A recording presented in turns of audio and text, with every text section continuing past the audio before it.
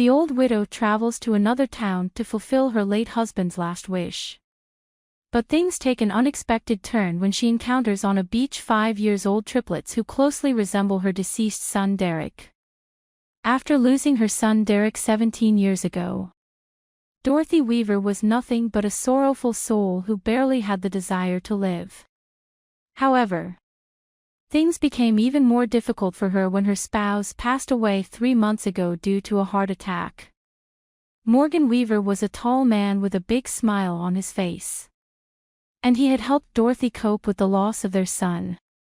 But with Morgan's passing, Dorothy found herself once again in the same depressed, lonely, and devastated state. Dorothy hadn't left her house and hadn't spoken to anyone for over a month after Morgan's death. But one morning, she woke up realizing that she had been so absorbed in her grief that she had completely forgotten Morgan's last wish. Of course, it wasn't a pleasant memory when he said it while lying on the hospital bed surrounded by the smell of hospital medications. But she couldn't shake off that expression from her thoughts because it was the last time Morgan had smiled at her. "Please stop saying such things, Morgan," she gently scolded him. "You're not going anywhere. Okay? And I'm not giving in to your silly wishes. You can tell me anything you want once you're recovered and back home. Please. Darling. Listen to me carefully. I want you to go to my hometown and find a woman named Linda Fleming." He coughed. "You must apologize to her," she suddenly couldn't breathe. "Morgan. What's happening?" Dorothy panicked as she saw his breathing become irregular. She rushed outside to call for help. But by the time a doctor arrived, Morgan was gone. "I'm sorry, Mrs. Weaver," the doctor said. "Mr. Weaver has passed away." Thinking back to that fateful day, Dorothy couldn't help but cry. But deep down, she wondered who Linda Fleming was. So, to find out more about her and fulfill Morgan's last wish, she flew to her hometown. As she grew, she couldn't help but cry. There was great sentimental value attached to Morgan, which is why she had never rented it out. However, now that he was no longer there, she looked sad and depressed. All those photos were still hanging on the faded wall, and his album was tucked away in a drawer. She was so depressed visiting the house that contained all her memories that she decided to go for a walk by the water to clear her mind. She stood for a while on the cold beach, the sea laughing at her feet, thinking that if Morgan were still alive, things would have been so different, so beautiful. Suddenly, a ball landed near her feet, interrupting her thoughts. She looked down and was about to pick it up when a young boy ran towards her. "Sorry, I didn't mean to hurt you," he smiled, picked up the ball, and ran off. Dorothy returned his smile. She turned around and saw the boy playing with 2 other children. 2 boys who resembled him greatly. They were triplets. But what stunned Dorothy was how much they looked like Derek. How was this possible? She decided to follow them that evening to find out where they lived and noticed that they walked a little further from the beach to a dilapidated house. They opened the door on their own and went inside. That evening at home, she couldn't stop thinking about the triplets and their resemblance to Derek. So, she decided to talk to their parents the next day. But when she arrived, no one answered the door. "Hello, is anyone there?" she called again. But there was no response. She was about to signal to leave the house when the door suddenly opened, and one of the boys emerged from inside. "Yes. Good day, sweetheart. Can I speak to your mom or dad? Are they home?" The boy shook his head. "Mom is sick. She went to the hospital. And Dad doesn't live with us." "My goodness." "Yes. Dorothy. You stay here all alone. Sweetheart. Is anyone taking care of you? Mrs. Green used to come over. But she fell and got hurt. So I'm staying with my brothers. She observed the deplorable conditions in which they had been staying. The house seemed to be in need of repair, and the little children appeared too fresh. What's your name, sweetheart? Have you eaten anything? My name is Tom. Mom left us some bread. But I don't want to eat it. I'm hungry. And Sam and Harry are hungry too. Well, how about sandwiches and cookies? Tom. I can come inside and make them for you. Would you like that? The boy's eyes lit up. Yes. Cookies are my favorite. Mom also makes cookies for us. All right then. Let's make some for you. Dorothy then prepared food for the boys. And as they ate, she couldn't take her eyes off them. They seemed famished when they hadn't eaten in a long time. Especially when their mother had gone to the hospital. Tom. Do you know which hospital your mother was taken to? Dorothy asked when the boy finished eating. She went there 2 days ago. I have her address. He rushed to a drawer and came back with a note. The doctors gave me this when the ambulance took Mom. Dorothy opened it to read the name. But shock hit her. The name was Linda Fleming. And the address was that of a local hospital. For a brief moment, she couldn't believe her eyes and wanted to see Linda immediately. However, not wanting to leave the triplets alone, she decided to wait until Linda returned home. She took care of the triplets for a few days and eventually grew attached to them. Mr. Green offered to help. But Dorothy insisted she would be happy to take care of them alone. She was an old acquaintance of Linda's who had come to meet her. When Linda finally arrived home and noticed Dorothy, the young mother panicked. Who are you? And what are you doing in my house? Linda asked sternly. Oh. Please don't misunderstand. I can explain everything, Dorothy said. She then recounted how she found the triplets on the beach and started taking care of them. Upon hearing this, Linda calmed down a bit and apologized to her. I'm sorry. I got scared. I'm Linda Fleming. And you are? Dorothy Weaver, known as Dorothy, smiled when she looked into Linda's eyes. She noticed a change in Linda's expression, sensing a strange fear in her eyes as she mentioned her last name. Weaver, Linda whispered. I know you know Morgan. Linda. He told me to come here and apologize to you. Strangely, your children resemble my son so much that at one point, I thought my husband was cheating on me. Please. Mrs. Weaver, Linda said tearfully. There's nothing like that. I am your husband's daughter. He is my father.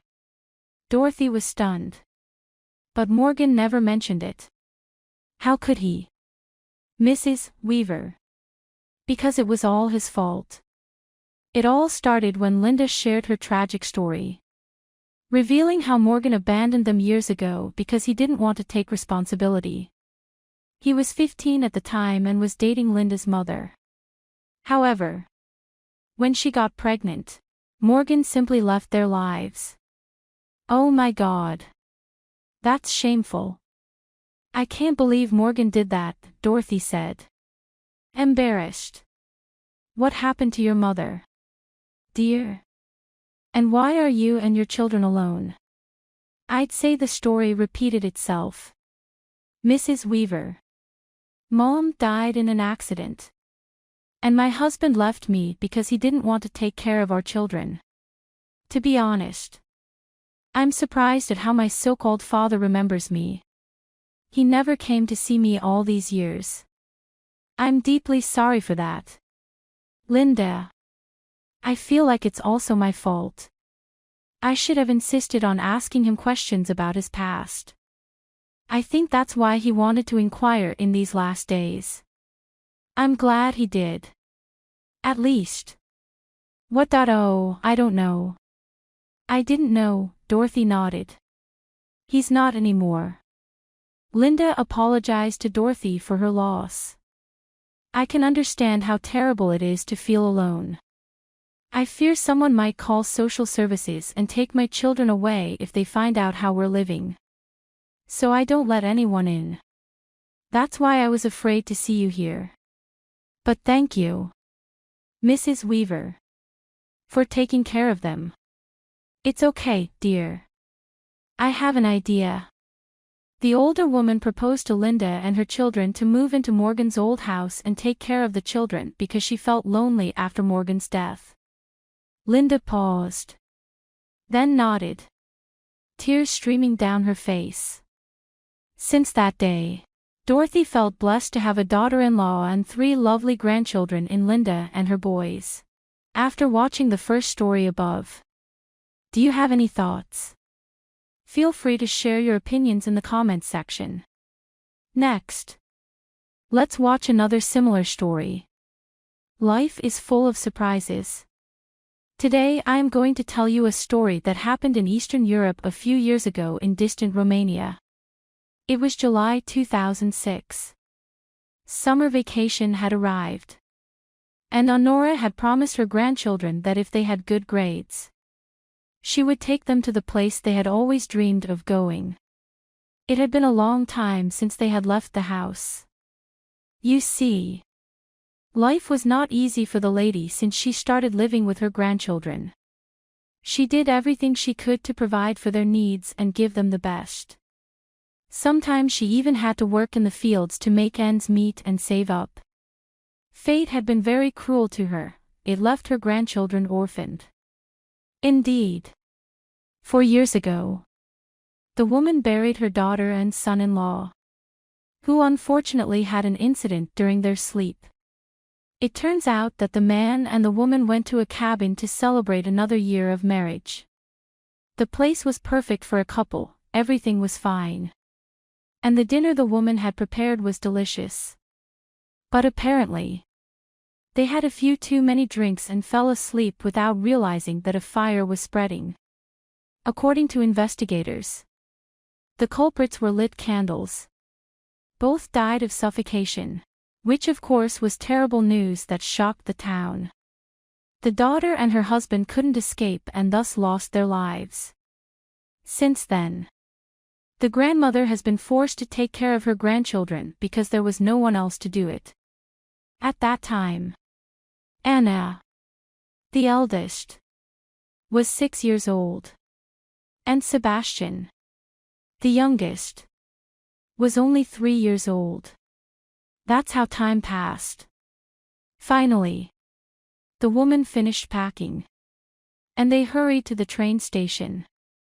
After many hours of travel, they arrived at their destination. The children were now very happy by the sea. Every day they splashed and soaked up the sun. The 2 weeks of vacation passed very quickly. So much so that, in 2 days, they had to return to their village in the east of the country, where they only had a small house. Unfortunately, there was no money left from the parents. Only a car that the grandmother had to sell to pay for the damages caused to the cabin. And even then, she had not finished repaying that debt. They were also not left with a house since the ones they had were rented. Upon his death, the son-in-law inherited a large sum of money from his father. But for some reason, the man's bank accounts were empty. To find out what happened, Honora had to wait until her grandchildren reached adulthood so they could investigate for themselves or hire a lawyer. But since she didn't have much money, she had to raise her grandchildren on her limited pension. As it was supposed to be the last day of vacation, grandmother and the grandchildren went to visit one of the busiest beaches in the region they hadn't yet visited. As usual, The grandchildren played by the water, and Honora watched them lovingly. Sebastian and his sister had just finished building a sandcastle when suddenly, looking to the side, the young girl was astonished. With eyes wide open, she ran to her grandmother. "Grandma! Grandma! Look! It's Mom and Dad," she said, pointing with a stunned hand. The old woman looked where the little girl was pointing and nearly fainted. She couldn't believe it. She immediately recognized her daughter. But the son-in-law looked a bit different. Surprised. She didn't know what to do. She even cried with emotions. Then she told her grandchildren that she would be back soon. She had met some women who also had children and asked them as a favor to take care of her grandchildren while she went out for a moment. "Kids, I'll be back in a moment. Anna, take care of your brother," the woman said. That's how she left the children with the couple, because she wasn't sure if they just had a physical resemblance or if something supernatural was happening. She knew it was inappropriate to approach further without being completely sure it was them. Meanwhile, the couple arrived at a large house near the beach and disappeared inside. Without hesitation, the woman called the police, then returned to fetch her grandchildren. And they sat down to wait. For years before these events, a couple was enjoying a moment together in a cabin in the woods. It was Sylvia and Daniel. But there was someone else, Alex, the twin brother of the man. The man had been released from prison where he had spent several years of his life. Alex had been very rebellious since he was younger, getting involved with the wrong people and ending up behind bars, ultimately leading to his mother's grave. Thus, the father, who was a businessman, left all his money to his other son, brother. It was even difficult to believe that the two were related. Unlike Alex, Daniel had absolutely no bad habits. He finished school and university with honors, getting a job in a village as the head of several farm fields. That's where he met his future wife, Sylvia, who worked picking vegetables. Of course, for Sylvia, Daniel wasn't the type of man she was looking for. But he was an excellent match for the future because he had great potential and would certainly succeed a lot in his life. Moreover, at a young age, she was already managing several farms. On the other hand, at Sylvia's home, relations with her mother were not smooth. Although she tried to guide her on the right path with wise advice and a good education, the young girl ignored her and only wished wildly for an independent life away from her mother. She was truly rebellious. Daniel looked at her, and her beauty captivated him. She was very slim and beautiful, and he was a very serious but attentive young man to her. He began to talk to her, invited her to lunch, and she accepted. He even brought her flowers every day, wrote her poems, and gave her endless gifts to please her. He was a caring gentleman. One day, she surrendered. Of course, not because she fell in love with him, but because she discovered that the boy had a very large apartment where she could finally hide from her mother's moral. A few months later, the young people got married. Mrs. Honora was incredibly happy, believing that her daughter had finally come to her senses and become more responsible. She liked her son-in-law. He was a very educated man. Now it seemed that life would continue when she had dreamed. Of course, Sylvia started to have a life like never before. She bought dresses and met refined people.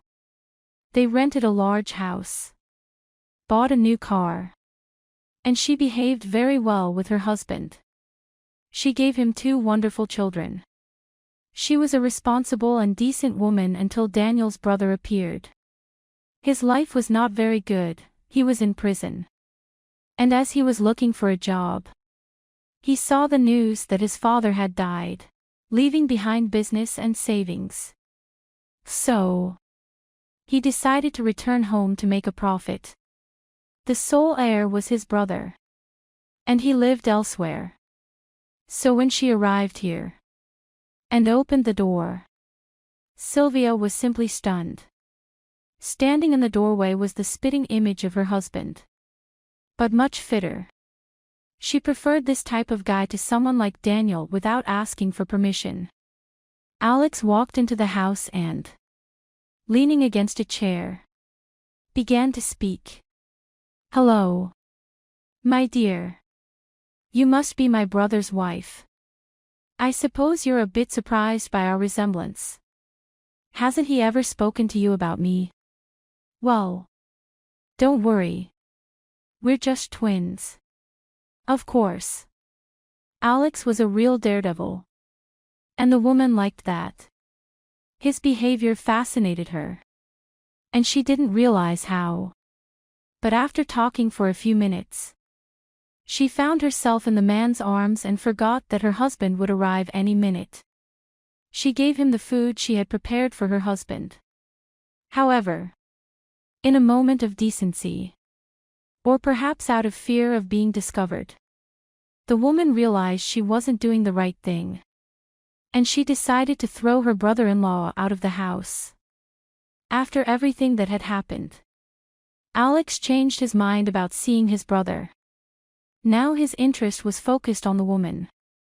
She's a very shapely young woman. She doesn't seem to have 2 children, he thought. One day, he went to his brother again. "You know, Sylvia, I didn't think you could get into my head so quickly. I saw your beautiful eyes, and I realized you were the girl of my dreams. Yet such a treasure belongs to my crazy brother. And just him? Of course not. But what are you suggesting? That I should divorce Daniel? No way. I'd be completely broke. His father left him enough money. He has it in the bank and wants to buy a house in the capital. Or rather a mansion for us. I'm finally leaving this filthy town." The woman replied.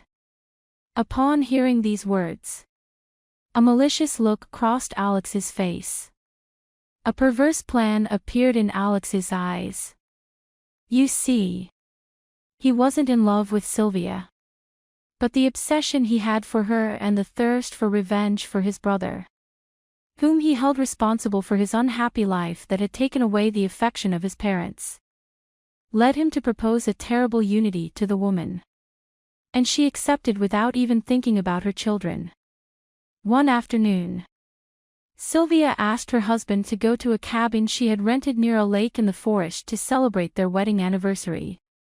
He went there, leaving the children with their grandmother. Daniel was truly happy because it had been a long time since he and his wife had been together in nature. But if only the poor man knew that these were the last moments of his life, he wouldn't be so happy.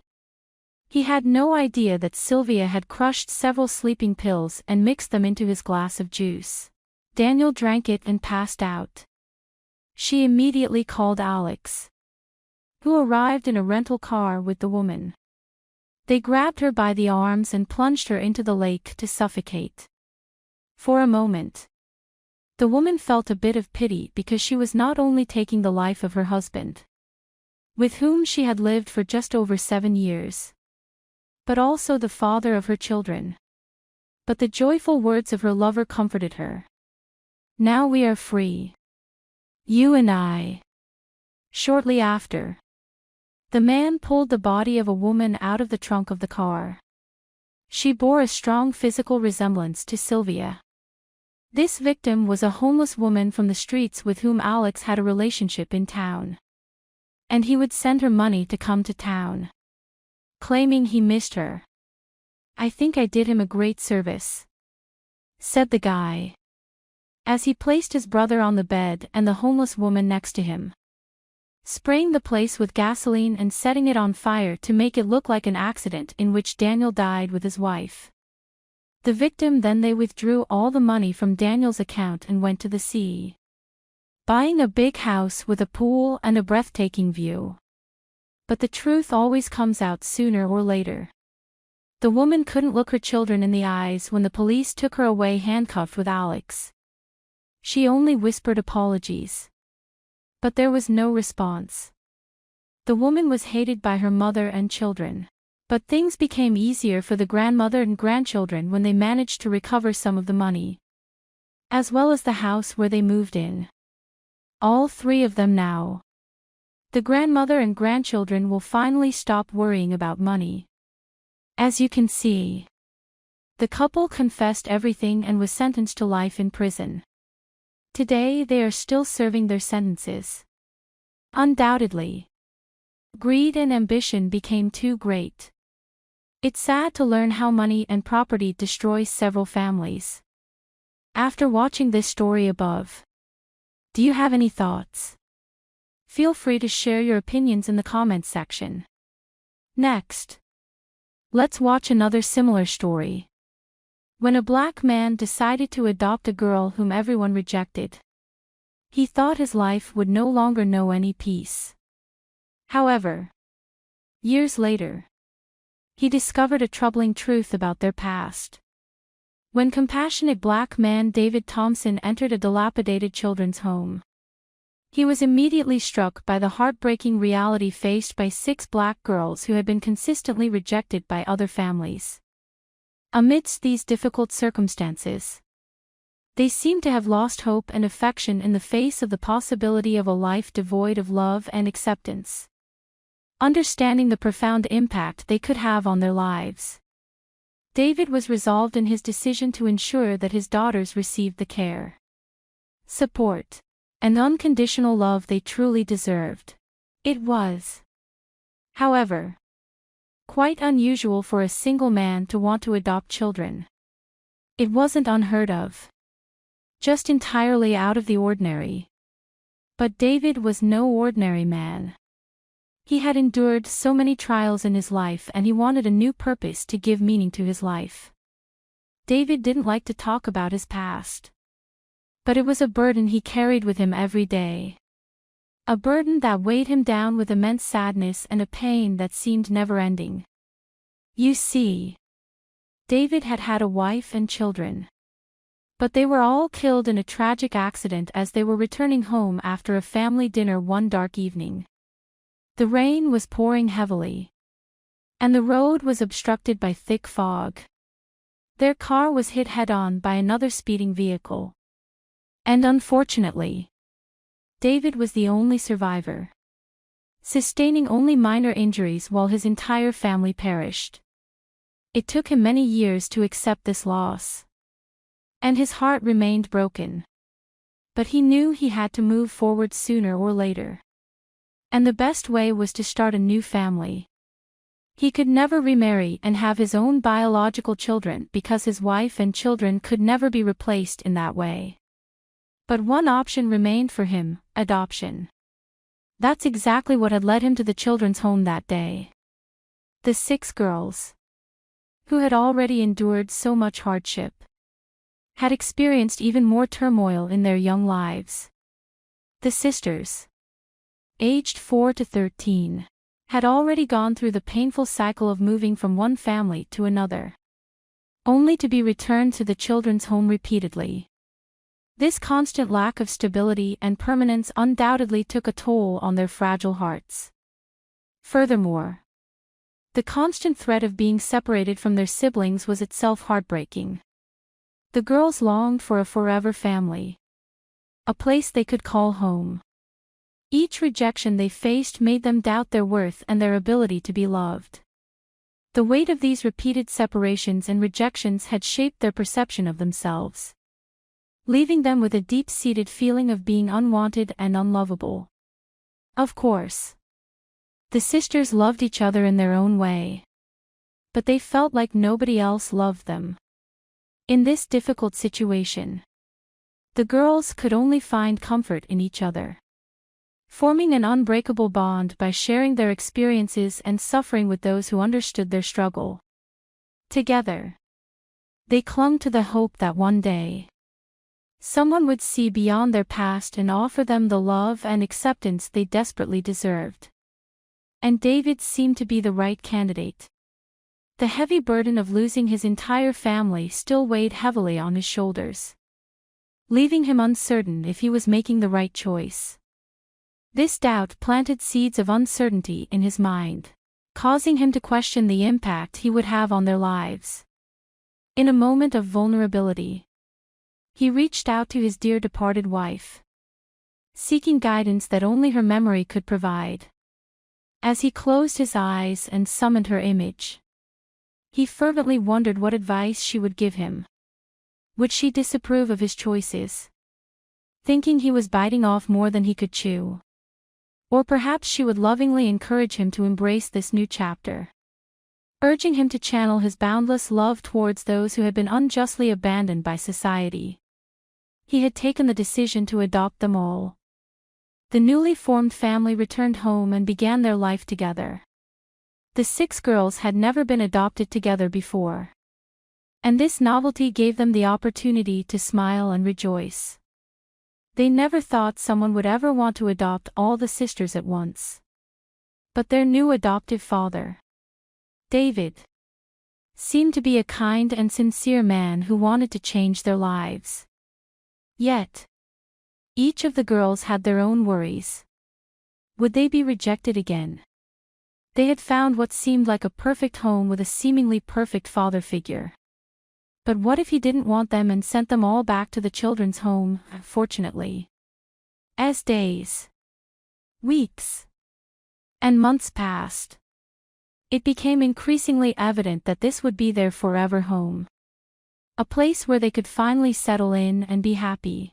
David was the perfect father and provided them with everything they needed. It was incredible how one man could make such a difference in the lives of 6 sisters. Several years had passed since David adopted the girls, and one could easily have thought that the man and the girls were actually biologically related. Life was truly wonderful for them until an unexpected event occurred one day. David received a letter. The girls were all at school or college, and he was simply taking care of the house. But as he read the letter, his hand began to tremble, and he felt the weight around his neck again. The letter was from a woman claiming to be the biological mother of the girls, stating that she had found them through the children's home. At first, David was furious that the home had given out the information in the first place. But then he became worried about what the biological mother wanted. He continued reading. She explained that she had been forced to abandon her children because of her abusive husband after the birth of her. Each child he forced her to give up for adoption. And the sad collection of unwanted sisters had grown. But now she had found the strength to leave her abusive husband and wished to reunite with her daughters, hoping they would forgive her for what she had done and for not being able to protect them. David was torn. He didn't know whether to tell the girls or keep this information from them to avoid disrupting their lives. The family had worked hard to build a stable home, and this letter could potentially shake its stability and foundations. Nevertheless, David knew the girls had the right to know their biological mother and understand who they were and why they were living with him now. He decided it was best to inform his daughters. David gathered them together and explained the letter. As he spoke, he could see their expressions shift from confusion to anger. He reassured them that he would always love them and be there for them, no matter what they decided to do. After a long discussion, the girls all came to the realization that, despite their anger and confusion, their biological mother was also a victim. David asked the girls if they wanted to meet her, telling them the choice was theirs. Hesitantly, they all agreed, trembling but feeling a sense of loyalty toward David. The reunion was very emotional. The girls, their mother, and David all hugged and sat together for hours. Talking, laughing, crying, and listening. The girls all made it clear that David was their true father. The one who loved and cherished them the most. However, they still wanted to stay in touch with their biological mother and establish a relationship with her over time. This shows that despite terrible circumstances, and even though the girls suffered wounds and trauma, love and acceptance can mend even the most strained relationships. After watching the stories above, do you have any thoughts? Feel free to share your opinions in the comments section. If you enjoyed our video, please like, subscribe, and share our channel. That's all about today's stories. See you next time.